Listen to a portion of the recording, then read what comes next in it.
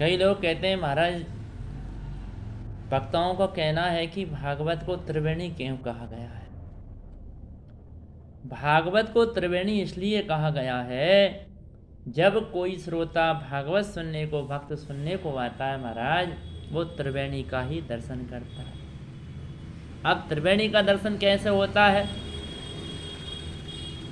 त्रिवेणी का दर्शन इस प्रकार होता है, जब तीन नदियों का संगम, तीन नदियों का जल मिलकर एकत्र होता है, उसको हम त्रिवेणी कहते हैं। उसी प्रकार श्रोता, वक्ता और भागवत कथा, ये भागवत ग्रंथ श्रोता और वक्ता, जो कथा सुनने वाले हैं उनको श्रोता कहा जाता है।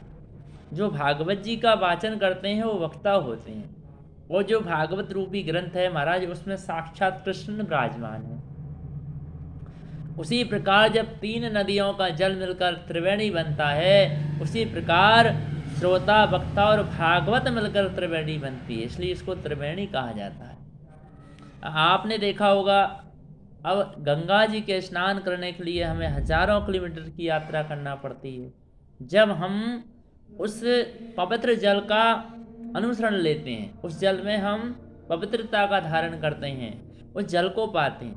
लेकिन भागवत रूपी ग्रंथ एक ऐसा है जो आपके पुण्य की अनुभूति इतनी बढ़ जाती है कि आपको सहज में ही उसके दर्शन हो जाते हैं। जब मन लगाया महाराज, जब ठाकुर जी का ध्यान किया, तभी हमारे ठाकुर जी का विशेष कृपा हो जाती है।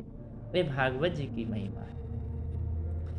जिस तरह मैग्नेट से लोहे को चिपकाया जाता है, और जब चुम्बक लोहे से चिपकती है तो एक दूसरे को खींचने लगती है, लोहे को खींचने लगती है।